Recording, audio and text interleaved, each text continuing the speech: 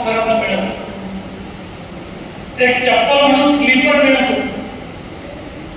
मला तर आयुष्यभर नवीन पुस्तकाचा कधी आनंदच घेता आला नाही, कारण माझ्या काकाचा मुलगा तो माझ्यापेक्षा एक वर्ग मोठा होता, त्याच्यामुळे त्याचीच वापरलेली पुस्तकं मला. म्हणून माझ्या वर्गातल्या एखाद्या मित्राचा नवीन पुस्तकाचा सुगंध कसा येतो, दीड बाबा 5 मिनिटं, अशा परिस्थितीतून आम्ही आलो.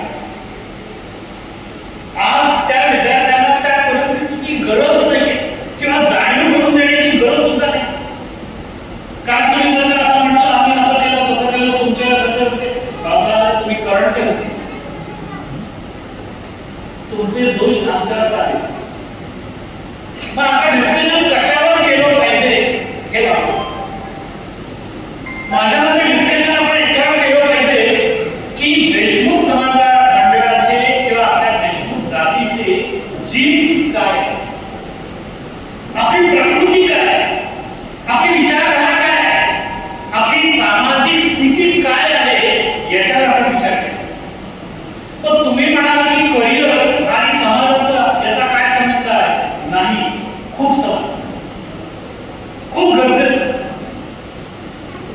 मी आता त्या टूरवर गेलो होतो, त्या टूरवर एक गुजराती परिवार माझ्यासोबत होता. त्याच्यामध्ये नुकताच 10वी झालेला एक मुलगा होता आणि असं लक्षात आलं की सकाळचे 9 वाजता की तो मोबाईल सोडतच नव्हता. म्हणून डिस्कशन केलं आणि ग्रुपमध्ये त्याला विचारलं काय करतोय, तर तो 10वी जस्ट पास झालेला मुलगा शेअरचे मार्केटिंग आणि स्टॉक्सचं काम. मी त्याच्याशी चर्चा केली. तो विचार केला की आपण एवढे हुशार झालो, एवढे शिक्षित झालो, तेवढं किंबहुना त्याच्यापेक्षा जास्त नॉलेज त्या मुलाला. पण त्याचं मी आकलन केलं, असं काय झालं?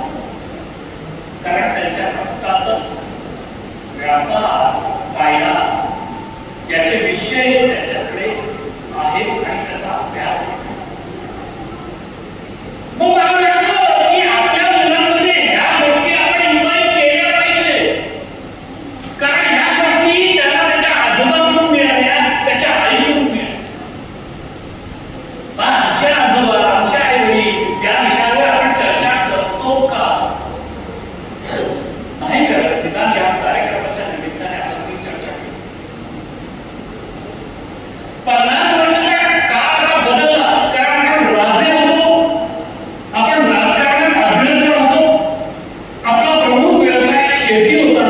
मला अजूनही आठवते काही मामांची स्थिती, काही आपली स्थिती, आपण त्याचा विचार का नाही केलं? नोकरी कोण करेल? अरे आमची शेती आहे, आम्ही काय दुसऱ्याचं काम करू, नोकरासारखं काम करू, ही आमची वृत्ती होती.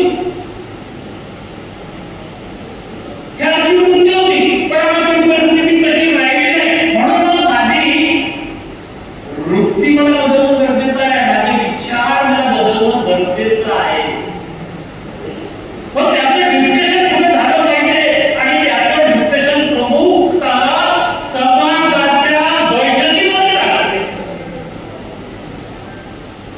म्हणून सर्वात प्रथम नोकरी, अभ्यास आणि नोकरी हे जे तुमचे ध्येय आहे, याला कुठेतरी आता बदलण्याची. मला कधी कधी काय काय मुलांचं फार कौतुक वाटतं. आता या ठिकाणी तो आलेला आहे, राजवी किरण बापू देशमुखांचा मुलगा आहे. त्याचं ठरलं आहे की त्याला काय करायचं, त्याचं ठरलं आहे की त्याला काय करायचंय, असं फार कमी मुलांमध्ये होतं. म्हणून आता हा बदल सुद्धा झाला पाहिजे की त्या मुलांनीच ठरवलं पाहिजे मला काय करायचं. त्यांनी जे वाद निवडली ती इतकी अभूतपूर्व, इतकी चांगली आहे, मला इतकी आवडली की मला असं वाटलं ते जाहीरपणे आपण सांगितलं. का सांगितलं पाहिजे जाहीर? कारण सगळ्यात जास्त पॅकेज कोणत्या विद्यार्थ्यांना मिळतो, तर ते IIT वाल्याला मिळत. मी पाहिलं असेल आता पेपरमध्ये बातमी आली की 30% IIT विद्यार्थ्यांना जॉब होते. मग सगळ्यात जास्त जॉबचा नोकरी कोणत्या विद्यार्थ्यांना मिळते, तर त्यांना मिळते जे IIM मधून MBA होते. खूप कमी जणांना. पण त्याचं ठरलं आहे की मी 10वी नंतर 11वी-12वी करणार आणि आयांची जी एक्झामिनेशन असते 5 इयर इंटिग्रेटेड डिग्री कोर्स त्याची प्रिपरेशन करणार आणि तिकडेच जाणार. तिकडेच जाणार. अशा विचारधारेची आज विद्यार्थी मित्रांनो तुम्हाला गरज आहे. नोकरीची परिस्थिती काय असते तर नोकरीची परिस्थिती ही भारताच्या अर्थव्यवस्थेवर डिपेंड नाही हा सुद्धा अभ्यास करा. ती डिपेंड आहे अमेरिकन आणि वेस्टर्न कंट्रीजच्या इकॉनॉमिक्सवर.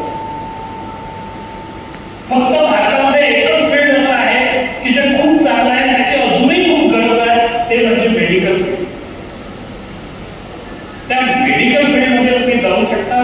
तिकडे पैसा आहे, तिकडे उन्नती आहे, तिकडे समाजकारण करता येते, समाजासाठी काहीतरी करता येते, सेवा करता येते आणि त्याची गरज पण आहे. अमेरिकेमध्ये 1 लाख लोकांच्या मागे 100 डॉक्टर आहेत आणि भारतामध्ये ती संख्या 1 लाख लोकसंख्येच्या मागे 10 पेक्षा कमी ती संख्या आहे. म्हणून ती 1 लाख खूप चांगली आहे, ती निवडा. पण ती सेवेची संधी आहे, ती सर्व्हिस सेक्टर आहे, ती काही नोकरी नाही. मग नोकरी करण्याची मानसिकता मी माझी बदलली पाहिजे. का बदलली पाहिजे? कारण हे सगळं सेक्टर जे आहे ते फॉरेन डिसाइड.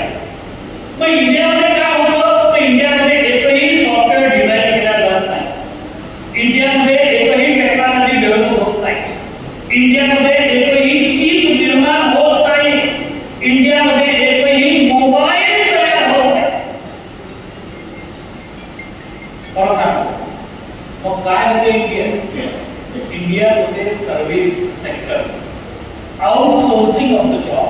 अमेरिकेला जे चिप बनवायची आहे त्याचं सॉफ्टवेअर भारतात. संपूर्ण जगामध्ये जे बँकिंग सेक्टर आहे त्याला लागणारं सॉफ्टवेअर हे भारतामध्ये मॅनेज. जगामध्ये जितकंही इन्शुरन्स सेक्टर आहे त्या इन्शुरन्स सेक्टर मध्ये लागणारी सर्व्हिस हे भारतामधून. जगामध्ये जितकंही मेडिकल सेक्टर आहे त्याला लागणारी सेवा ही भारतातली इंजिनियर करतात. म्हणून तुम्हाला म्हणतो की आम्हाला जॉब मिळेल की नाही, कितीचा मिळेल, हे सर्वस्वी ते लोक डिसाईड. त्यांच्याकडे पैसे असले तर लोक बँकिंग करणार, इन्शुरन्स करणार, स्टॉक्स मध्ये गुंतवणार, तर तुमचं सर्व्हिस सेक्टर काम करेल, तर तुम्हाला जॉब आहे, अन्यथा तुम्हाला जॉब. राहिला प्रश्न आरक्षणाचा, त्याचा एक फटका या राजकारण्यांना दिला, त्याचा मला अत्यंत आनंद अभिमान होता की विदर्भामध्ये आणि पर्टिक्युलरली मराठवाड्यामध्ये धो झपाटून टाकली. ज्या ज्या लोकांनी आमचा राग केला, आमच्या आरक्षणाला विरोध केला, त्या सगळ्या जागृत मराठी लोकांनी दाखवून दिलं. त्या निमित्तानं आपला मराठा समाज एक झाला, याचं मला अभिनंदन आणि कौतुक आहे. पण मला कधी गडकरींचं वाक्य पण आठवतं किंवा कशाला लागतं आरक्षण, जॉबच आहे तुझं, हे खरं आहे. मी 2010 मध्ये शासकीय नोकरी सोडली आणि प्रायव्हेट मध्ये गेलो. जी मी जागा शासकीय 2010 मध्ये सोडली, ती जागा 2024 आला तरीही अजून ती भरलेली नाही आणि गव्हर्नमेंटला ती भरायची सुद्धा